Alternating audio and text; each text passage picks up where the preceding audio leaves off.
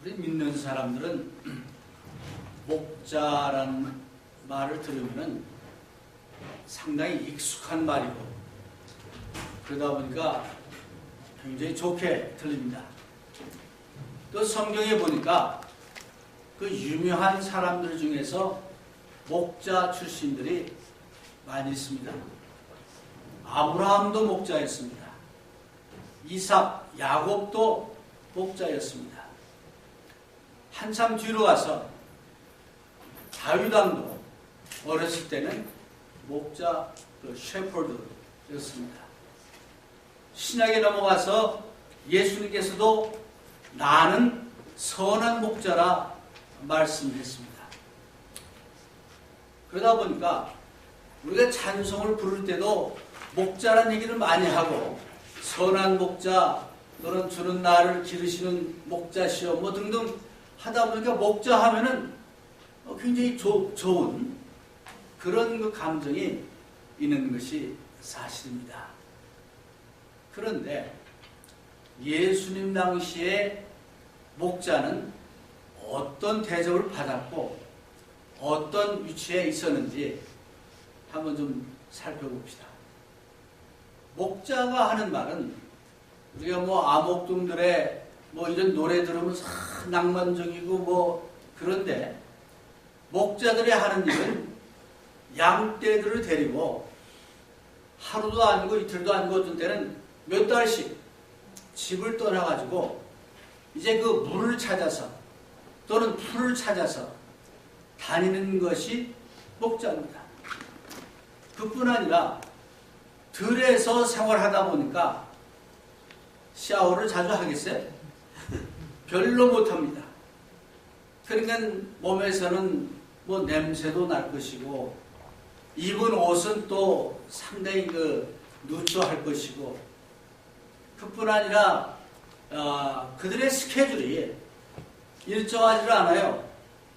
왜냐하면 밤에는 그 사나운 짐승들이 양을 잡아가니까 그걸 지켜야 되니까 잠도 제대로 못 자고 낮에는 낮에대로 외롭게 양을 지키며 또 어떻게 보면 상당히 왈가한 그런 상태에서 살아가는 것이 목자입니다.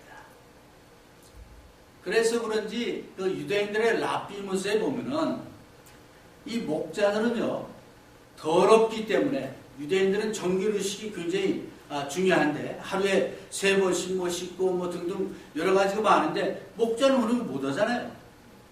이 사람들은 더러운 사람들로 인정돼서 성전 예배에 참여를 못해요. 그뿐 아니라 목자들은 이제 주인도 있겠지만은 주인은 뭐 좀 돈이 있으니까 가만히 있고 집에 있고 이제 목자를 고용합니다. 셰퍼드. 그럼 이 셰퍼드가 몇 달 동안 혼자 가서 이렇게 양떼들을 돌보니까 개중에는 정직하지 못한 목자들도 있을 거 아닙니까? 그래서 뭐 양제 새끼 낳고 뭐 하면은 좀 갖다 이렇게 뭐 하기도 하고 뭐 등등. 그래서 그런지 목자들은 법정에서 증인으로 세우질 않아요. 왜? 좀 신뢰를 받지 못하니까. 그래서 이런 측면에서 보면은 목자들은 당시에 예수님이 태어날 당시에 목자들의 스테이터스는 아주 사람들에게 야, 난 목자가 되겠다 뭐 이런 게 아니고 굉장히 요즘 말하면 덜이자 사람들이 원하지 않는 그런 것 잡 중에 하나가 목자였어요. 근데 그 목자들에게 이 대박이 터진 거예요. 지금 오늘 말씀을 보니까 2장 8절에 보니까 그 지경에 목자들이 밖에서 밤에 자기 양떼를 지키더니 사람들에게 인정도 못 받고 존경도 받지 못하고 편하게 살지도 못하고 돈도 많이 없고 그런 그네들에게 놀라운 이런 그 소식이 전해진 겁니다. 그래서 이제 이네들이 밖에서 그것도 밤에 양떼들을 지키고 있을 때입니다. 한번 여러분들 상상을 해보세요. 여러분들 브로드웨이 쇼를 이렇게 가면은 이제 막 그 연극이 시작되기 직전에는 불이 싹 다 꺼집니다. 깜깜해요. 그때 막이 쫙 열리면서 스파트라이트이 쫙 위에서부터 비치면서 그 주인공 내지는 그 배우들이 쫙 등장합니다. 그러니까 너무나 그냥 거기 간 관중들이 그냥 완전히 스파트라이트이 비치니까 얼마나 아주 인상적이고 좋습니다. 목자들이 딴 날이나 똑같이 하늘은 별이 있고 또 냄새는 나고 아직 잠자지 않는 그 양떼들은 여기저기서 울어대고 또 하룻밤 똑같은 날이 오나보다 하고 이제 하고 있는데 갑자기 엄청난 그 빛이 그 주변을 쫙 비치는 거예요. 그러면서 그 스파트라이트이 한 천사의 모습을 비치는 겁니다. 한번 상상해 보세요. 그 베들레헴 시골 목자들이 생전 듣도 보도 못한 그런 광경을 처음으로 본 거예요. 네. 그래서 이네들이 양떼들을 지키고 있는데 주의 사자가 갑자기 나타나고 주의 영광이 저희를 두루 비치매 자연히 목자들의 반응이 어떻겠습니까? 성경에 뭐라 그랬어요? 무서워. 놀랬더라. 무서워했더라. 그랬습니다. 저는 UFO를 믿는 사람은 아닌데 UFO가 갑자기 나타나가지고 하늘 무시무지하게 밝은 빛을 비치면서 이렇게 우리 앞마당을 비쳤다. 우리 동네를 비쳤다. 아마 자연스럽게 반응이 놀래가지고 막 덜컥 겁이 나가지고 아마 그런 반응을 보였을 겁니다. 이때 그 베들레헴의 목자들도 똑같은 상황이었어요. 그래서 그네들의 첫 번째 반응은 아주 크게 무서워했더라 그랬어요. 네. 예수님의 탄생에 대한 여러 가지 이야기를 쭉 우리가 보는데 보면은 그 천사들이 나타나고 천사들이 이렇게 말할 때 다 두려워했더라 그랬어요. 자연적인 반응입니다. 그래서 이 목자들도 자기는 전혀 상상하지 못한 그런 광경이 벌어지니까 놀란 거예요. 그랬더니 천사가 이르되 무서워 말라. 보라, 내가 온 백성에게 미칠 큰 기쁨의 좋은 소식을 너에게 전하노라. 목자들은 감히 상상도 안 했던 그런 그 천사의 말을, 천사의 어떤 그 소식을, 뉴스를 듣게 되는데, 여기 보니까 기쁜 소식을 전한다. 이 기쁜 소식은 모든 사람에게 해당되는 기쁜 소식을 전한다. 그랬어요. 우리는 그 기쁜 소식을 참 들으면은 듣는 사람도 기쁘고 또 들으면은 또 금방 이제 또 다른 사람한테 알리기를 원하죠. 특별히 그것이 우리 개인적으로 우리 가정에 이제 어떤 관련된 것이면은 얼마나 기쁩니까? 우리 저 수연자매가 한국에서 풀스칼라십을 받았다. 얼마나 기뻐요. 그러니까 기쁜 소식을 듣고 또 바로 연락을 해서 우리 교인들이 다 같이 기뻐하잖아요. 그런 식으로 기쁜 소식을 들으면은 다 같이 기뻐하는 거예요. 근데 이 기쁜 소식은 어떤 한 사람만을 위한 것이 아니고 모든 사람을 위한 기쁜 소식이다 라고 얘기합니다. 그런데 이 기쁜 소식을 제일 처음 들은 사람이 누구냐 하면 아까 얘기한 그 냄새나고 사람들에게 인정받지 못하고 사회 계층으로 말하면 저 아래에 있는 그 목자들에게 처음 전해진 거예요.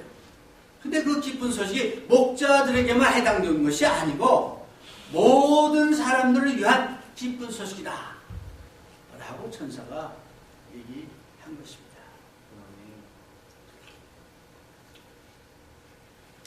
하나님께서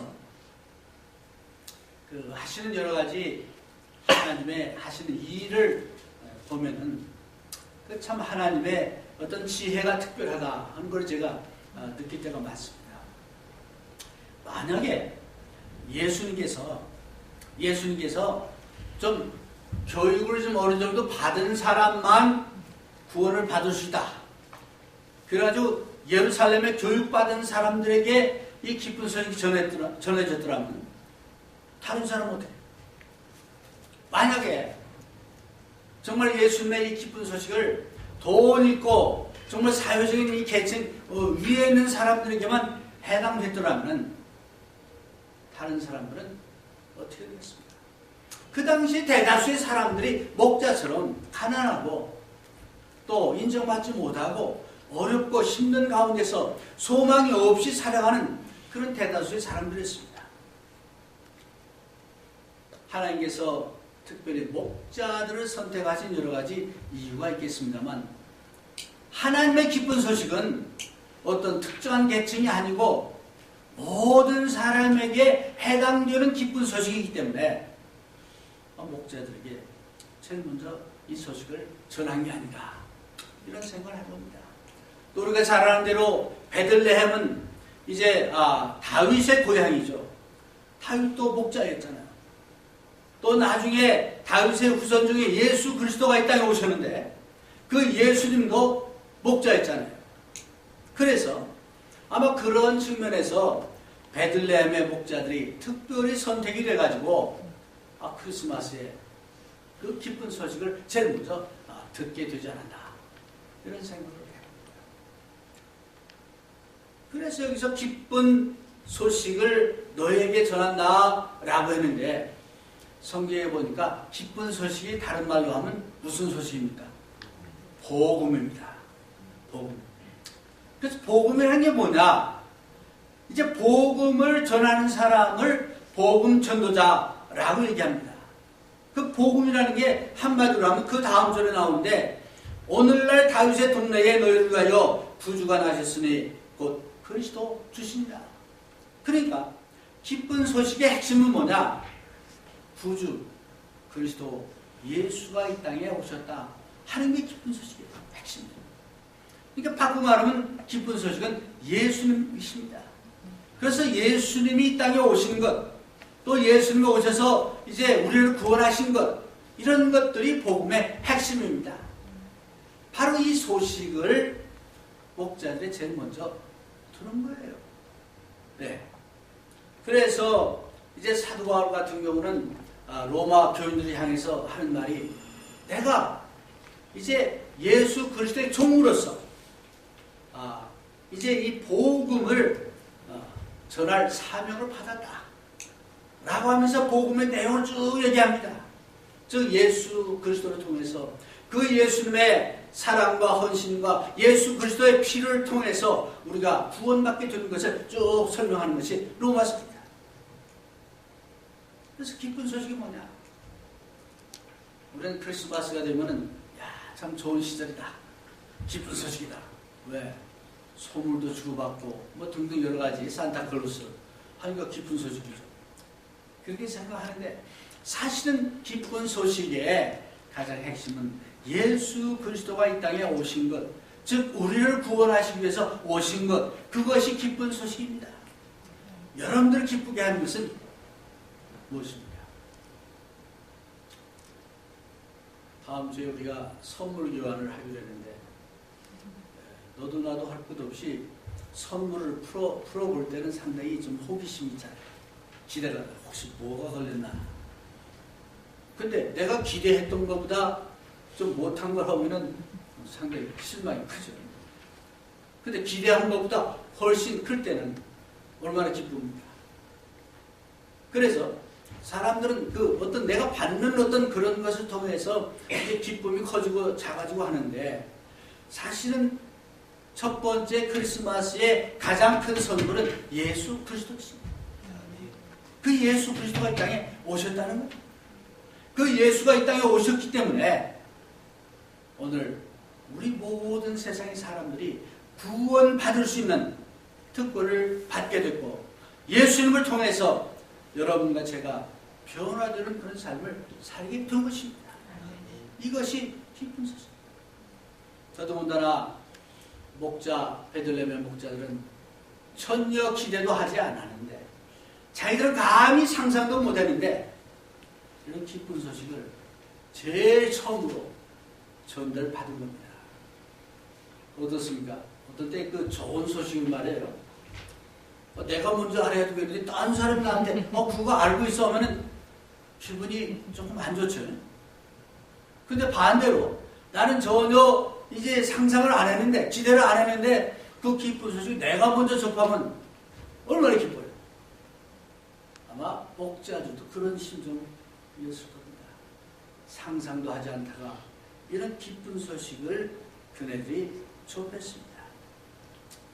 그러면서 12절에 보니까 너희가 가서 강모에 쌓여 구유에 누인 아기를 보리니 이것이 너희에게 표적이니라 하더니 이 천사가 하는 말이 이게 온 세상을 위한 기쁜 소식인데 그 증거가 뭐냐? 두 가지를 얘기했어요. 하나는 강모에 쌓인 아기를 볼 것이다. 두 번째는 뭐라 그랬어요? 구유에 있는 아기를 볼 것이다. 강보에 쌓이는 아기는 애 낳으면 다 싸잖아요. 포대기로. 이건 뭐 다 그냥 보편적인 얘기예요. 근데 특별한 것은 뭐냐면은 구유에 누워있는 아기를 볼 것이다. 이게 표적이라고 그랬어요. 그러니까 베들레헴에도 뭐 그날 난 아기가 많겠죠. 그러나 그 중에서도 강보에 쌓여있고 구유에 난 아기는 예수님밖에 없었겠죠. 네. 그래서 이것이 내가 지금 말하는 이 기쁜 소식의 표적이다. 사인이다. 라고 여기서 얘기합니다. 그러면서 이제 13절에 다 같이 읽겠습니다. 호련의 허다한 천군이 그 천사와 함께 있어 하나님을 찬송하여 지극히 높은 곳에서는 하나님께 영광이요 땅에서는 기뻐하심을 입은 사람들 중에 평화가 하니라. 카네기홀에서 매년 메시아라는 그 합창 공연을 합니다. 한 200여 명 되는 합창 단원들이 나오고 앞에는 오케스트라가 나와요. 그러면서 예수님의 탄생에 대한 쫙 핸델의 메시아를 이제 연주하는데 한 200명이 부르는 그 노래도 특별히 할렐루야 아주 그 부분에 가서는 얼마나 멋있어요. 너무 멋있으니까 왕이 그냥 감격해가지고 일어났다는 거 아닙니까? 그러니까 그게 하나의 전투기 돼가지고 할렐루야를 들을 때는 다 일어날 수도 있잖아요. 네? 그런데 여기 보니까 허다한 천군이 그 천사와 함께, 그러니까 천군도 숫자가 엄청난 많은 것을 얘기합니다. 또 천사도 이게 단수가 아니고 천사들이에요. 그러니까 I don't know how many, 얼마나 많은 천사들이 이제 불렀는지는 모르지만은 엄청나게 많은 하늘의 그 천군과 천사들이 찬양을 하는 겁니다. 합창을. 야, 상상만 해도 대단하지 않아요? 이 목자들이, 시골 이 목자들이 말입니다. 언제 성전 예배도 가보지 못해서 합창 소리도 못 들었을 거예요. 네. 스케줄이 안 맞잖아요. 또 더럽잖아요. 그런데 천군 천사들의 합창을 그 밤중에 아주 단독으로, 말하자면 이제 특별석으로 들은 거 아니에요. 이게 아마 제가 잘 모르지만 이 목자들이 입이 쫙 벌어져가지고 그야말로 감화 감동을 받았을 겁니다. 근데 그 찬양의 내용이 뭐냐? 지극히 높은 곳에서는 하나님께 영광이요, 땅에서는 기뻐하심을 입은 사람들 중에 평화로다. 이런 내용의 가사를 이제 천사들과 천군들이 합창으로 부르는 겁니다. 흔히 우리는 얘기합니다. 그 사람은 참 천사처럼 노래를 잘해. 그러잖아요. 그러면 그런 천사들이, 잘하는 천사들이 수백 명이 아니면 수천 명이 한꺼번에 부른다고 상상을 해보세요. 뭐 엄청난 감격이겠죠. 그래서 그 하늘에는 영광이요. 왜? 예수 그리스도가 이 땅에 오셨기 때문에 하늘은 영광이요, 땅에 있는 사람들에게는 평화다.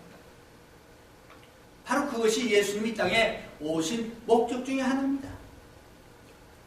하나님께는 영광이요, 이 땅에는 모든 사람들에게는 하나님과 사람 사이의 장벽을 허물고, 사람과 사람 사이의 장벽을 허물고, 우리의 마음속에는 여러 가지 이제 우리를 얽매는 죄로부터 우리를 해방시키고, 새로운 이제 피조물로 창조하신 그 예수님이 오셨다는 그 소식이 너무나 기쁜 소식입니다. 핸델이 메시아는 저리가 해요. 핸델이라는 사람이 이제 나름대로 성경을 읽다가 감동을 받아가지고 쓴 곡이지만, 이건 천사와 천군과 천사들이 정말 하나님을 찬양하는 이런 엄청난 합창을 이제 목자들이 부르는 겁니다. 그래서 성경에는 나와 있지 않지만은 이 목자들은 지금까지 살아온 그들의 생애 가운데 그야말로 새로운 전기를 마련한 거죠. 지금까지와 비교해 볼 때 나의 지금까지 삶은 아무것도 안 돼. 이제부터야 막 그런 마음이 들었을 겁니다. 그래서 이 천군 천사들이 합창이 쫙 끝나고 그 다음 보니까 천사들이 떠나 하늘로 올라가는 거예요. 항상 천사들은 나타나가지고 성경에 보니까 갑자기 나타났다가 갑자기 없어집니다. 없어졌어요. 그러니까 목자들의 반응이 어땠느냐. 목자가 서로 말하되 이제 베들레헴까지 가서 주께서 우리에게 알리신 바 이 이루어진 일을 보자 하고, 목자들의 반응이 뭐냐. 그 천군 천사의 이제 그 찬양을 듣고 천사의 그 좋은 소식을 듣고 나서 그네들의 첫 반응이 뭐냐. 우리 빨리 가서 이 소식대로 이제 가서 그 아기를 보러 가자. 여러분, 목자들이 하는 일은 뭐예요? 목자들은 양떼를 지켜야 돼. 밤중에 이런 뭐 일이나 늑대나 와가지고 양을 잡아가면 안 되잖아요. 양을 지켜야 할 그런 책임이 있잖아요. 근데 지금 이 목자들은 그런 상관없는 거야. 지금 그런 거 다 떠나서 이제 이 사람들이 이제 즉시 빨리 가서 그 아기를 보자. 아주 만장일치로 이제 의견의 일치를 보고 양떼들은 두고 베들레헴으로 갔다라고 되어 있습니다. 우리가 기쁜 소식, 복음을 듣고 정말 이 복음이 내 마음에 받아들여지고 예수님이 나의 주님이시라고 고백을 하고 받아들이면은 그 반응이 뭐냐? 양떼가 있는데 우선 양떼 좀 지키다가 기회가 되면 한번 가보자. 그럽니까? 아니에요. 그 즉시 빨리 양떼가 있지만은 내 할 일이 있지만은 제껴두고 간 거예요. 마태복음 2장에 보니까 그 예루살렘에 있는 율법학자들, 제사장들, 이 헤롯 대왕이 물었어요. 아니 왕이 난다는데 어디서 나냐? 그러니까 대답하기를 성경에 보니까 베들레헴입니다. 대답했어요. 그렇다면 그 사람들은 예수님이 어디서 날 걸 다 알고 있었어요. 그럼에도 불구하고 확인도 안 했어요. 근데 이 목자들은 어떻게 했습니까? 빨리 가서 그 아기 예수를 찾아간 겁니다. 복음을 받아들이는 사람의 자세는 바로 이런 자세를 가져야 합니다. 정말 복음을 받아들이고 깨달으면은 바로 즉시 가서 그 예수님을 이제 가서 경배하고 이제 하는 것이 마땅한 그런 모습이죠. 그래가지고 이 사람들이 사실은 빨리 가긴 가는데 어디로 가는지도 모르잖아요. 본지도 모르니까. 그러나 이네들은 아는 게 뭐냐? 구유에 있는 아기, 네? 강고에 쌓인 아기, 그것만 듣고 찾아간 거예요. 그러니까 바로 그리 갔는지 좀 여기저기 갔다 갔는지 모르겠어요. 그러나 어쨌든 성경에 보니까 그네들이 가서 마리아와 요셉과 그 누워있는 아기를 만났다고 했어요. 만나가지고 자기들이 듣고 본 그것을 얘기한 겁니다. 그러니까 그 말을 들은 사람들이 다 놀랬더라. 기이하겠다. 그랬습니다. 누가복음에 보면 이 놀랬더라 하는 말이 많이 나와요. 왜? 하나님의 역사는 다 놀라운 겁니다. 기이한 겁니다. 그래서 그런 사실을 보고, 기이한 사실을 보고 놀래고 감동을 받아서 이제 정말 하나님을 이제 믿고 예수님을 받아들인 사람은 주님께로 나오고, 그렇지 않은 사람은 오히려 주님을 이제 십자가에 못 박는 이런 그 모습을 우리가 찾아볼 수 있습니다. 그래서 18절에 보니까 듣는 자가 다 목자의 말하는 일을 기이하게 들으라. 그랬잖아요. 그래서 이제 다 얘기를 하고 이제 목자들이 할 일을 한 거 아니에요. 그래서 가서 이제 뉴스를 전하고 자기들이 돌아오면서 20절 다 같이 읽어보겠습니다. 목자가 자기들에게 이르던 바와 같이 듣고 본 그 모든 것을 인하여 하나님께 영광을 돌리고 찬송하며 돌아다니니라. 목자들은 이 기쁜 소식을 접한 다음에 예수님을 만난 다음에 너무너무 좋아가지고 하나님께 영광을 돌리고 찬송하며 자기 목자의 자리로 다시 돌아가더라. 그랬습니다. 이 목자들은 직업이 바뀌었나요? 아니요. 안 바뀌었어요. 이 목자들은 갑자기 복권을 타가지고 부자가 됐나요? 아니에요. 이 목자들은 그동안 갖고 있던 여러 가지 집안 문제라든가 여러 가지 문제가 없어졌습니까? 아니에요. 그러나 이 목자들의 마음속에 예수 그리스도 메시아를 받아들였기 때문에 그때로부터 이 사람들의 삶은 완전히 바뀐 겁니다. 우리가 때로는 외적으로 변하지 않는다 할지라도 우리의 마음이 바뀌고 생각이 바뀌고 이제 우리의 그 생각하는 여러 가지 기준이 바뀌면 우리 삶은 달라집니다. 어제까지는 지옥과 같은 생활을 했는데 똑같은 상황에서 오늘부터는 천국 생활을 할 수 있습니다. 어제까지는 이제 다른 사람을 미워하고 불신하고 살았지만은 이제 마음이 바뀌고 이제 태도가 바뀌면은 그때부터는 미워했던 사람들을 사랑할 수 있고 이제 또한 불평했던 사람들이 감사할 수 있는 것이 이게 기쁨 소식입니다. 즉 예수 그리스도를 통해서 우리가 이렇게 변화받을 수 있다는 겁니다. 예수님을 통해서 우리가 이제 자유함을 얻을 수 있고 예수님을 통해서 우리의 이전까지의 모든 잘못된 것을 고칠 수 있고 또 우리를 얽매는 여러 가지 많은 것들에서 이제 해방될 수 있는 것이 이제 예수 그리스도이십니다. 바로 이러한 예수님이 이 땅에 오신 것이 오늘날 기쁜 소식의 핵심입니다. 사랑하는 여러분, 여러분들이 예수님을 만난 뒤에 반응 어떤 반응입니까? 여러분들이 복음을 접한 뒤에 반응은 어떤 반응입니까? 처음 있다가 여러 가지 내가 좀 여건이 좀 되면은 이 다음에 그렇습니다. 아니면 그 말씀을 듣고 너무 감격해서 너무 감사해서 그 말씀대로 순종하고 그 예수님을 나의 주님으로 모시는 그런 삶을 삽니다. 오늘 여러분들은 목자들에게 전해졌던 복음, 기쁜 소식을 접했습니다.